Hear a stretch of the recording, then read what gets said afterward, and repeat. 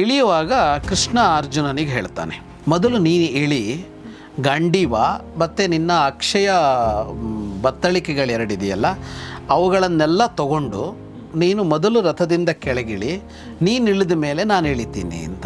ಅದೇ ಕ್ಷಣದಲ್ಲಿ ಕೃಷ್ಣ ಇಳಿತಾ ಇದ್ದಾಗೇ ಅವನು ಹೊರಡ್ತಾನೆ. ಅದು ಆಗತಾ ಇದ್ದ ಹಾಗೆ ಆ ರಥಕ್ಕೆ ಜೋರಾಗಿ ಬೆಂಕಿ ತಾಗಿ ಉರಿದು ಸುಟ್ಟೋಗ್ಬಿಡುತ್ತೆ. ಎಲ್ಲ ಸೇರಿ, ಕುದುರೆಗಳು ಸೇರಿ ಭಸ್ಮೀಭೂತೋಪತದ್ದು ಪೂಮವು ಅಂತ. ಅಂದರೆ ಏನೂ ಉಳಿಲಿಲ್ಲ. ಆ ಕ್ಷಣದಲ್ಲಿ ಬೂದಿ ಮಾತ್ರ ಇತ್ತು ಅಲ್ಲಿ. ಆಶ್ಚರ್ಯ ಆಗ್ಬಿಡುತ್ತೆ ಪಾಂಡವರಿಗೆ, ಅಲ್ಲಿದ್ದವರೆಲ್ಲರಿಗೂ. ಒಳಗೆ ಹೋಗಿ ಅಲ್ಲಿ ಇದ್ದ ಸಂಪತ್ತು, ರತ್ನ ಅವುಗಳೆಲ್ಲವನ್ನು ತಮ್ಮ ಸುಪರ್ದಿಗೆ ಮೊದಲು ತಗೊಳ್ತಾರೆ. ದುರ್ಯೋಧನ ಶಿಬಿರದಲ್ಲಿದ್ದಂಥದ್ದು. ಅದು ರಾಜ್ಯದ ಆಸ್ತಿ ಅಲ್ಲ, ಅದು ಇವರದ್ದಲ್ಲ. ಅದೀಗ ಬಹಳ ಏನೇನೋ ಇದ್ವಂತೆ. ಬೆಳ್ಳಿ, ಬಂಗಾರ, ಮಣಿಗಳು, ಮುತ್ತು, ದಾಸಿಯರು, ದಾಸರು.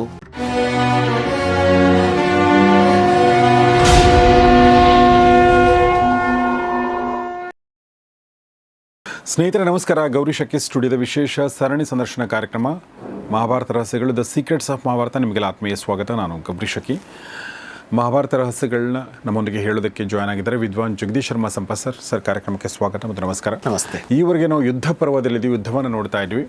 ಈಗ ಯುದ್ಧ ಅಧಿಕೃತವಾಗಿ ಮುಕ್ತಾಯಗೊಂಡಿದೆ ಮತ್ತು ದುರ್ಯೋಧನನ ಬಿಟ್ಟು ಪಾಂಡವರು ಕೃಷ್ಣ ಸಮೇತನಾಗಿ ಅವರು ಹೊರಟಿದ್ದಾರೆ. ಸೊ ಹೀಗಾಗಿ ಇವತ್ತಿನಿಂದ ಇದು ಯುದ್ಧೋತ್ತರ ಪರ್ವ.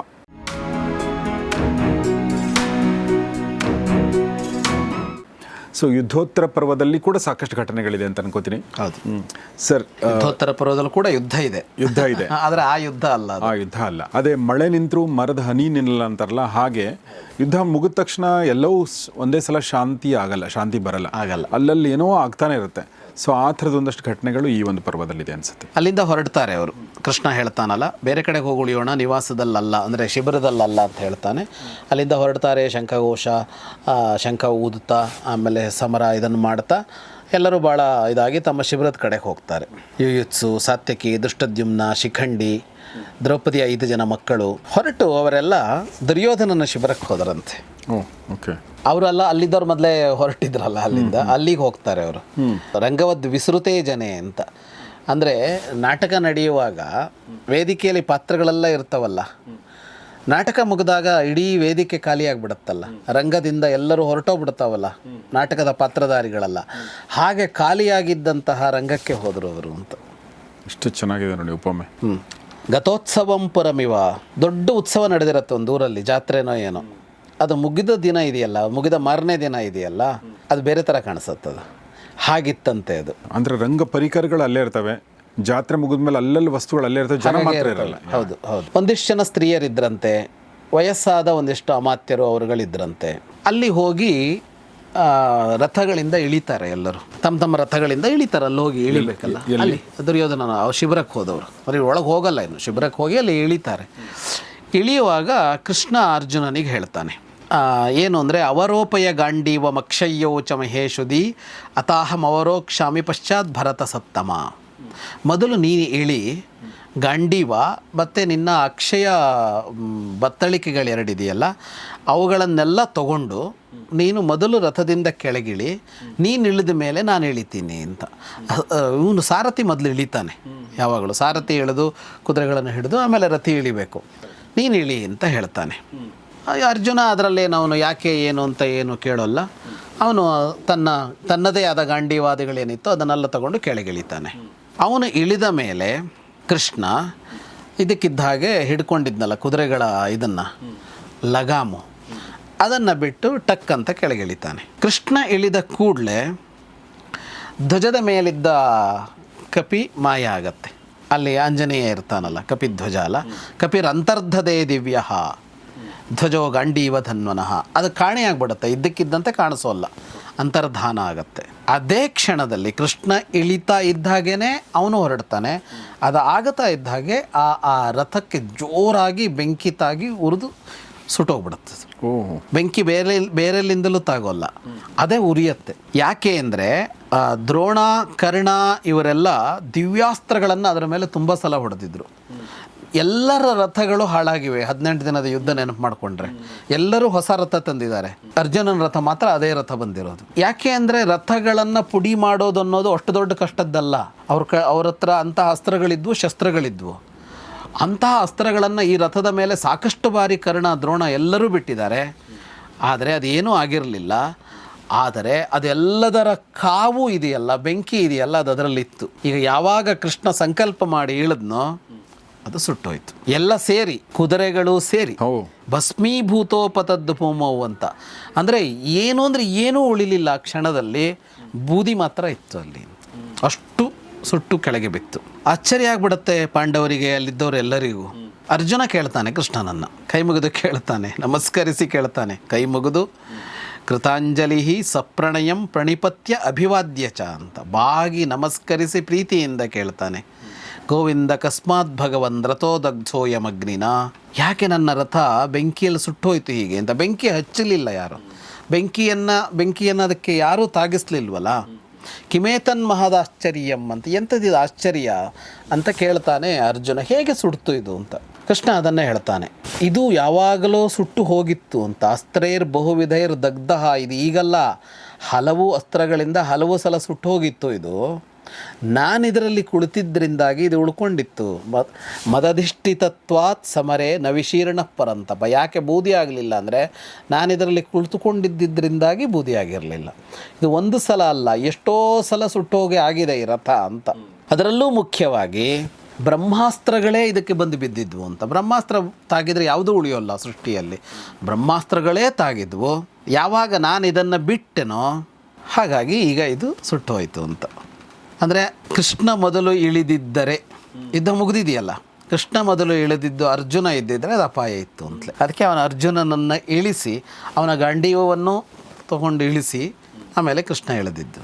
ಇಷ್ಟಾಗ್ತಾ ಇದ್ದ ಹಾಗೆ ಕೃಷ್ಣ ಮುಖದಲ್ಲಿ ಮಂದಹಾಸ ಬೀರ್ತಾ ಯುಧಿಷ್ಠಿರನನ್ನು ಆಲಿಂಗನ ಮಾಡ್ಕೋತಾನೆ. ದಿಷ್ಟ್ಯಾ ಜಯಸಿ ಕೌಂತೆಯ, ಭಾಗ್ಯ ಇದು, ಭಾಗ್ಯದಿಂದಾಗಿ ಗೆದ್ದೆ, ಭಾಗ್ಯದಿಂದಾಗಿ ಶತ್ರುಗಳನ್ನೆಲ್ಲ ಸೋಲಿಸಿದೆ, ಭಾಗ್ಯದಿಂದಾಗಿ ಅರ್ಜುನ ಮತ್ತು ಭೀಮ, ನೀನು, ನಕುಲ, ಸಹದೇವ ಇಷ್ಟೂ ಜನ ಕುಶಲರಾಗಿ ಉಳಿದಿದ್ದೀರಿ. ನಿಮ್ಮ 5 ಜನಕ್ಕೆ ಏನೂ ಆಗಲಿಲ್ಲ. ಇಷ್ಟು ಜನ ವೀರರು ಸತ್ತು ಹೋದ ಮೇಲೂ ನೀವು ಏನೂ ಆಗದೆ ಬದುಕುಳಿದಿದ್ದೀರಿ, ಇದು ಭಾಗ್ಯ. ಇನ್ನು ಮುಂದೆ ಏನು ಮಾಡಬೇಕೋ ಅದನ್ನು ಕ್ಷಿಪ್ರವಾಗಿ ಮಾಡು. ಕ್ಷಿಪ್ರ ಮುತ್ತರ ಕಾಲಾನಿ ಕುರು ಕಾರ್ಯಾಣಿ ಭಾರತ. ಈಗ ಸಾವಧಾನ ಮಾಡುವಂತಿಲ್ಲ, ನಿಧಾನ ಮಾಡುವಂತಿಲ್ಲ. ಮುಂದೆ ಏನು ನಡಿಬೇಕು ಅದನ್ನು ಬಹಳ ಶೀಘ್ರವಾಗಿ ಮಾಡಬೇಕು ಅಂತ. ಇದೊಂದು ಸಮಯ ಅದೀಗ. ಈಗ ಹಸ್ತಾಂತರ ಒಂದು ಇದೆಯಲ್ಲ, ಸಹಜ ಹಸ್ತಾಂತರಗಳ ಕಾಲ ಬೇರೆ. ಸಹಜವಾಗಿ ಒಬ್ಬ ತಂದೆ ಮಗನಿಗೆ ಉತ್ತರಾಧಿಕಾರ ಕೊಡ್ತಾನೆ ಅನ್ನುವ ಸಂದರ್ಭ ಬೇರೆ. ಅದು ಸಂಭ್ರಮ, ಉತ್ಸವ ಎಲ್ಲ ಇರುತ್ತೆ. ಆದರೆ ಎಲ್ಲ ಹಸ್ತಾಂತರಗಳು ಉತ್ಸವ ಆಗಿರೋದು ಕರೆಕ್ಟ್. ಅಲ್ಲಲ್ಲಿ ಏನಾಗುತ್ತೆ ಅಂತ ಯಾರಿಗೂ ಗೊತ್ತಿರೋದಿಲ್ಲ. ಹಾಗಾಗಿ ಮಾಡಬೇಕಾದನ್ನು ತುಂಬ ಯೋಜಿತವಾಗಿ, ತುಂಬ ವೇಗವಾಗಿ ಮಾಡಿ ಮುಗಿಸ್ಬಿಡಬೇಕಾಗತ್ತೆ. ಯಾಕೆಂದರೆ ಒಂದು ಸ್ವಲ್ಪ ಅಲ್ಲಿ ವಿಳಂಬ ಆದರೂ ಅದು ಏನನ್ನೂ ಮಾಡಿಸ್ಬಿಡ್ಬೋದು ಅಂತ. ಇದನ್ನು ನೆನಪು ಮಾಡ್ಕೊಳ್ತಾನೆ. ನಾನು ಉಪಪ್ಲಾವ್ಯಕ್ಕೆ ಬಂದಿದ್ದೆ ಅವತ್ತು ಅರ್ಜುನನೊಡನೆ. ಅರ್ಜುನ ಇದಕ್ಕೆ ದ್ವಾರಕ್ಕೆ ಬಂದಿದ್ನಲ್ಲ, ನನ್ನ ಜೊತೆಗಿರಬೇಕು ಅಂತ ಕರ್ಕೊಂಡು ಬಂದಿದ್ದಾಗ ನೀನು ಮಧುಪರ್ಕ ಎಲ್ಲ ಕೊಟ್ಟು ನನ್ನನ್ನು ಸ್ವಾಗತಿಸಿ ನನಗೊಂದು ಮಾತು ಹೇಳಿದ್ದೆ. ಏಷ ಭ್ರಾತ ಸಖಾಚೈವ ತವ ಕೃಷ್ಣ ಧನಂಜಯ ರಕ್ಷಿತವ್ಯೋ ಮಹಾಬಾಹೋ ಸರ್ವಾ ಸ್ವಾಪತ್ಸ್ವಿತಿ ಪ್ರಭೋ. ಒಂದು ಮಾತು ಹೇಳಿದ್ದೆ, ಇವನು ನಿನ್ನ ಸಹೋದರ ಅರ್ಜುನ, ನಿನ್ನ ಗೆಳೆಯ, ಎಲ್ಲ ಹೊತ್ತಿನಲ್ಲೂ ಇವನನ್ನು ಕಾಪಾಡಬೇಕಾದ ಹೊಣೆ ನಿನ್ನದು ಅಂತ ಹೇಳಿದ್ದೆ. ನಾನು ಆಗಲಿ ಇಂಥ ಮಾತು ಕೊಟ್ಟಿದ್ದೆ. ಅರ್ಜುನನನ್ನು ರಕ್ಷಿಸಿ ಒಪ್ಪಿಸ್ತಾ ಇದ್ದೀನಿ ಅಂತ ಹೇಳ್ತಾನೆ. ಯಾವ ಅರ್ಜುನನನ್ನು ಅಂದರೆ ವಿಜಯೀ ಅರ್ಜುನನನ್ನು ನಿನಗೆ ಸುಕ್ಷೇಮವಾಗಿ ಮತ್ತೆ ಒಪ್ಪಿಸ್ತಾ ಇದ್ದೀನಿ ಅಂತ ಯುಧಿಷ್ಠಿರನಿಗೆ ಕೊಡ್ತಾ ಇದ್ದಾನೆ. ಯುಧಿಷ್ಠಿರನಿಗೆ ಹೇಳ್ತಾ ಇರೋದು. ರೋಮಾಂಚನ ಆಗತ್ತಂತೆ ಆ ಮಾತು ಕೇಳಿ ಧರ್ಮರಾಜನಿಗೆ, ಯುಧಿಷ್ಠಿರನಿಗೆ. ಹೃಷ್ಟರೋಮ ಮಹಾರಾಜ ಅವನು ಹೇಳ್ತಾನೆ, ದ್ರೋಣರಂಥವರು, ಕರ್ಣನಂಥವನು ಬ್ರಹ್ಮಾಸ್ತ್ರ ಪ್ರಯೋಗ ಮಾಡಿದ ಮೇಲೂ ಉಳ್ಕೊಳ್ಬೇಕು ಅಂದರೆ, ಅರ್ಜುನ ಉಳ್ಕೊಳ್ಬೇಕು ಅಂತ ಅಂದರೆ ನಿನ್ನಿಂದಲ್ಲದೆ ಇನ್ಯಾರಿಂದಲೂ ಸಾಧ್ಯ ಇಲ್ಲ ಅಂತ. ಸಾಕ್ಷಾತ್ ಇಂದ್ರನೇ ಜೊತೆಗಿದ್ದಿದ್ದರೂ ಕೂಡ ಅರ್ಜುನ ಉಳ್ಕೊಳ್ಳೋದಕ್ಕೆ ಸಾಧ್ಯ ಇರಲಿಲ್ಲ ಅಂತ.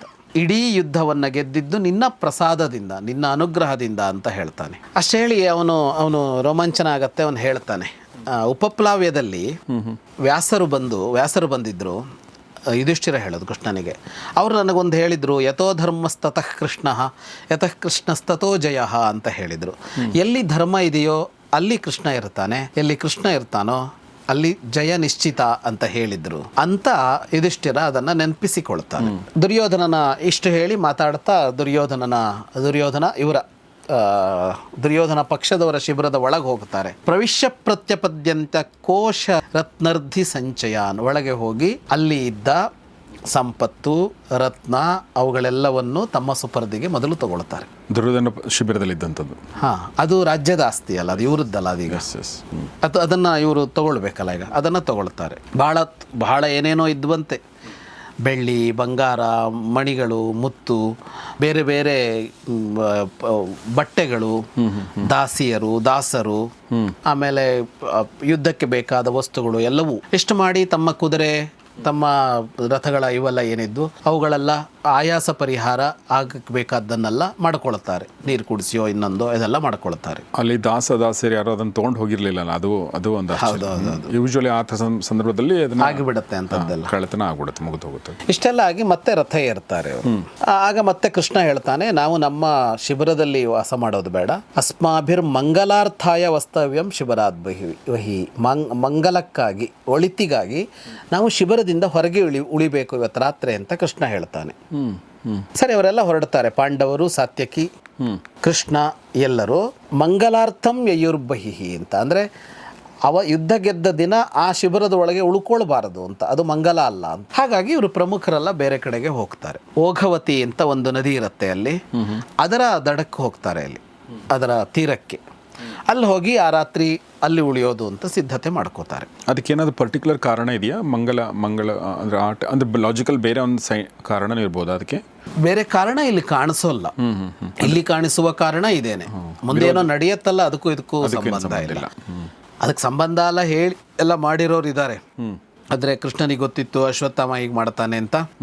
ಹಾಗಾಗಿ ಪಾಂಡವರನ್ನು ಉಳಿಸೋದಕ್ಕಾಗಿ ಅವನು ಉಪಪಾಂಡವರನ್ನ ಬಲಿ ಕೊಟ್ಟ ಅಂತೆಲ್ಲ ಆಕ್ಷೇಪ ಕೃಷ್ಣನ ಮೇಲೆ ಮಾಡ್ತಾರೆ.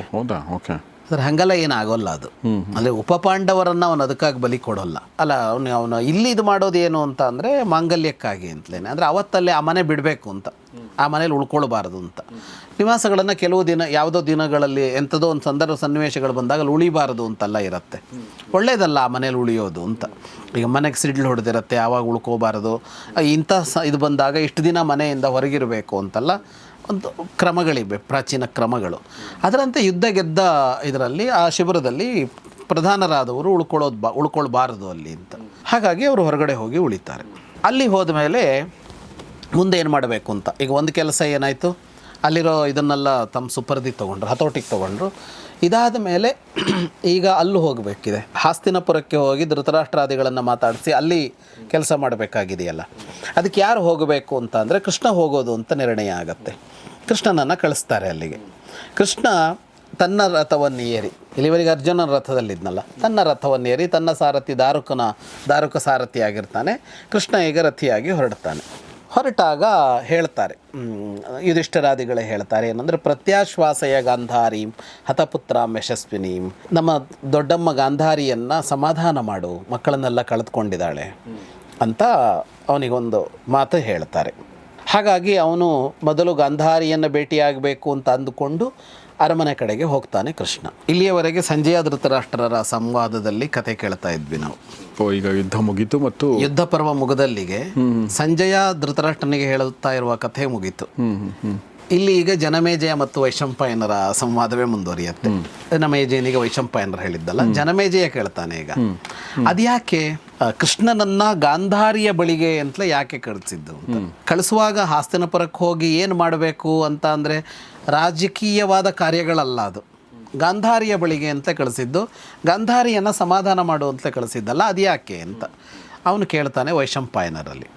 ಯಾಕೆ ಅಂದರೆ ಕೃಷ್ಣ ಹಿಂದೆ ಹೋಗಿದ್ದ ಅಲ್ಲಿಗೆ ಸಂಧಾನಕ್ಕೆ ಅಂತ ಹೋಗಿದ್ದ, ಆದರೆ ಆಗ ಸಂಧಾನ ಆಗಿರಲಿಲ್ಲ. ಅದಕ್ಕೆ ಕಾರಣ ಕೃಷ್ಣ ಏನೂ ಅಲ್ಲ, ಅವ್ರ ಕಡೆಯವರೇ ಮುರಿದಿದ್ದು, ದುರ್ಯೋಧನಾದಿಗಳೇ ಮುರಿದಿದ್ದು. ಹಾಗಾಗಿ ಯುದ್ಧ ಆಗಿದೆ. ಈಗ ಅವರೆಲ್ಲ ಸತ್ತಾಗಿದೆ, ದುರ್ಯೋಧನನೂ ಸತ್ತಿದ್ದಾನೆ ಅಂದರೆ ಸತ್ತಂತೆಯೇ. ಈಗ ಶತ್ರುಗಳೇ ಇಲ್ಲ ಇವರಿಗೆ, ಪಾಂಡವರಿಗೆ. ಹಾಗಿರುವಾಗ ಅವರ ಇಡೀ ಶಿಬಿರವೇ ಖಾಲಿಯಾಗಿ ಹೋಗಿದೆ. ಹೀಗಿರುವಾಗ ಕೃಷ್ಣನನ್ನು ಗಾಂಧಾರಿಯ ಬಳಿಗೆ ಕಳಿಸೋದು ಯಾಕೆ ಅಂತ. ಅವತ್ತು ಕೃಷ್ಣನನ್ನು ಸಂಧಾನಕ್ಕೆ ಅಂತ ಹಸ್ತಿನಪುರಕ್ಕೆ ಕಳಿಸಿದ್ರು, ಇವತ್ತ್ಯಾಕೆ ಕಳಿಸ್ತಾ ಇದ್ದಾರೆ? ಅವತ್ತು ರಾಜ್ಯ ಅವ್ರ ಕೈಯಲ್ಲಿತ್ತು, ಸೈನ್ಯ ಅವ್ರ ಕೈಯಲ್ಲಿತ್ತು, ಸಂಪತ್ತು ಅವ್ರ ಕೈಯಲ್ಲಿತ್ತು ಎಲ್ಲ. ಈಗ ಏನೂ ಇಲ್ಲ, ಯಾವ ಶತ್ರುವೂ ಇಲ್ಲ, ಇಡೀ ಭೂಮಂಡಲ ಇವರದ್ದಾಗಿದೆಯಲ್ಲ, ಈಗ ಯಾಕೆ ಕೃಷ್ಣ ಹೋಗ್ಬೇಕಲ್ಲಿಗೆ ಅಂತ ಜನಮೇಜಯ ಕೇಳ್ತಾನೆ. ಅವನು ಹೇಳ್ತಾನೆ, ಭಾಳ ಸಣ್ಣ ಕಾರಣಕ್ಕಾಗಿ ಕಳಿಸಿರೋಲ್ಲ ಅಂತ ಅನಿಸತ್ತೆ. ನಚೈತತ್ ಕಾರಣಂ ಬ್ರಹ್ಮನ್ ಅಲ್ಪಂ ವೈ ಪ್ರತಿಭಾತಿಮೆ ಯತ್ರಾಗಮದ ಮೇ ಆತ್ಮ ಸ್ವಯಮೇವ ಜನಾರ್ದನ. ಕೃಷ್ಣ ಯಾಕೆ ಹೋಗಬೇಕು? ಕೃಷ್ಣ ಹೋಗಬೇಕು ಅಂದರೆ ಸಣ್ಣ ಕಾರಣ ಅಲ್ಲ. ಸಾಮಾನ್ಯರು ಯಾರೋ ಹೋಗಿ ಮಾಡೋದಾದರೆ, ಅಥವಾ ದೊಡ್ಡ ಮನುಷ್ಯರು ಯಾರೋ ಹೋಗಿ ಮಾಡೋದಾದರೆ, ತಜ್ಞರು ಹೋಗಿ ಮಾಡೋದಾದರೆ ಬೇಕಾಷ್ಟು ಜನ ಇರ್ತಾರೆ. ಕೃಷ್ಣನೇ ಯಾಕೆ ಹೋಗಬೇಕು? ಕೃಷ್ಣ ಹೋಗ್ತಾನೆ ಅಂದರೆ ಭಾಳ ದೊಡ್ಡ ಕಾರಣ ಇದೆ ಅದಕ್ಕೆ ಅಂತ. ಅಂಥ ಕಾರಣ ಏನು ಅಂತ ಜನಮೇಜಯ ವೈಶಂಪಾಯನರನ್ನು ಕೇಳ್ತಾನೆ. 550ನೇ ಎಪಿಸೋಡ್ ಮುಂದಿನ ಭಾಗದಲ್ಲಿ ಪ್ರಶ್ನೆಗಳಿರ್ತವೆ. ಹೀಗಾಗಿ ಪ್ರಶ್ನೆಗಳು ಏನೇ ಇದ್ದರೂ ಕೂಡ ದಯವಿಟ್ಟು ಅದನ್ನು ಕಮೆಂಟ್ ಬಾಕ್ಸಲ್ಲಿ ಕೇಳಿ. ಹಳೆಯ ಪ್ರಶ್ನೆ ಏನಾದರೂ ಉತ್ತರ ಕೊಟ್ಟಿಲ್ಲ, ಈ ಪ್ರಶ್ನೆ ಚೆನ್ನಾಗಿದೆ ಅಂತ ನಿಮ್ಗೆ ಅನಿಸಿದರೆ ಆ ಪ್ರಶ್ನೆನೂ ಕೂಡ ನೀವು ಇವತ್ತಿನ ಸಂಚಿಕೆಗಳಲ್ಲಿ ಕೇಳಬಹುದು. ಸೊ ಅಷ್ಟು ಹೇಳ್ತಾ, ಇಷ್ಟು ದೀರ್ಘಕಾಲ ಇಲ್ಲಿವರೆಗೂ ಬಂದು ನಿಲ್ಲಿಸಿರುವಂಥ ಈ ಒಂದು ರಥದ ಒಂದು ಸೂತ್ರಧಾರಿ ಅಂದರೆ ನಮ್ಮ ಸಂಪತ್ ಸರ್. ಸೊ ಅವರು ಇಲ್ಲಿ ತಂದು ನಿಲ್ಲಿಸಿದ್ದಾರೆ, ಮುಂದೆ ಕೂಡ ತೊಗೊಂಡು ಹೋಗ್ತಾರೆ. ಸೊ ನಿಮ್ಮೆಲ್ಲರ ಪರವಾಗಿ ನಾನು ಅವರಿಗೆ ಧನ್ಯವಾದಗಳು ಹೇಳ್ತೀನಿ ಸರ್. ತುಂಬ ಥ್ಯಾಂಕ್ಸ್ ಈ ವಿಚಾರಗಳನ್ನ ನಮ್ಮ ಜೊತೆ ಶೇರ್ ಮಾಡ್ತಾಯಿದ್ದೀರಾ. ಸ್ನೇಹಿತರೆ, ನಿಮಗೂ ಕೂಡ ತುಂಬ ಧನ್ಯವಾದ. 550ನೇ ಎಪಿಸೋಡಲ್ಲಿ ಭೇಟಿಯಾಗೋಣ ನಿಮ್ಮ ಪ್ರಶ್ನೆಗಳೊಂದಿಗೆ. ಮತ್ತು ನಿಮ್ಮ ಎಲ್ಲ ಸ್ನೇಹಿತರೊಂದಿಗೆ ಇದನ್ನು ಶೇರ್ ಮಾಡಿ, ಕಮೆಂಟ್ ಮಾಡಿ, ಮತ್ತು ಚಾನಲ್ ಸಬ್ಸ್ಕ್ರೈಬ್ ಮಾಡದೇ ಇದ್ದರೆ ಸಬ್ಸ್ಕ್ರೈಬ್ ಮಾಡಿ. ನೋಡ್ತಾರೆ ಗೌರಿ ಶಕ್ತಿ ಸ್ಟುಡಿಯೋ, ನೋಡ್ತಾರೆ ಮಹಾಭಾರತ ರಹಸ್ಯಗಳು. ನಮಸ್ಕಾರ.